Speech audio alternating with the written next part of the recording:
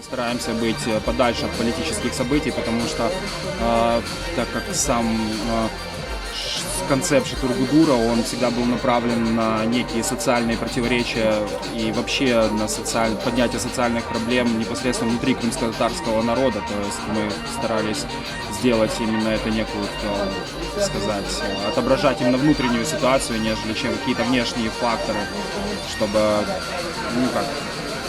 особо не залезть. Потому что, в принципе, со всей этой ситуацией с Крымом уже мировое сообщество довольно-таки однозначно высказалось, и поэтому мы не считаем нужным здесь что-то дополнять. Но на самом деле я активно следил за этими всеми событиями в Крыму по поводу толерантности и терпимости. И за 24 года независимости в Украине все-таки в Крыму удалось создать некую сферу, да, показушной, возможно, в какой-то мере, но толерантность присутствовала, и, соответственно, вот эти все события, которые сейчас произошли, они, мне кажется, все просто разрушили на корню, и опять, вы видите, встречаются какие-то надписи на заборах касательно в адрес крымских татар и прочее, то есть, как сказать, тут не это поможет, я думаю. То есть, мне кажется, что это будет просто крик в пустоту куда-то.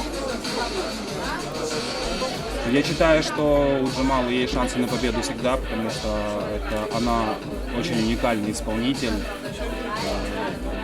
субъективно или объективно, я не знаю, но мое мнение таково.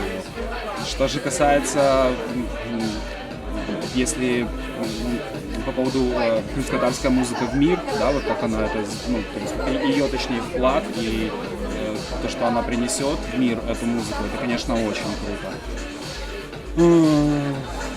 Я не могу не отметить, конечно, такой момент, что, конечно, она в этом плане больше очков заработает, нежели чем крымско-татарский народ в целом. Но, с другой стороны, если не она, то кто?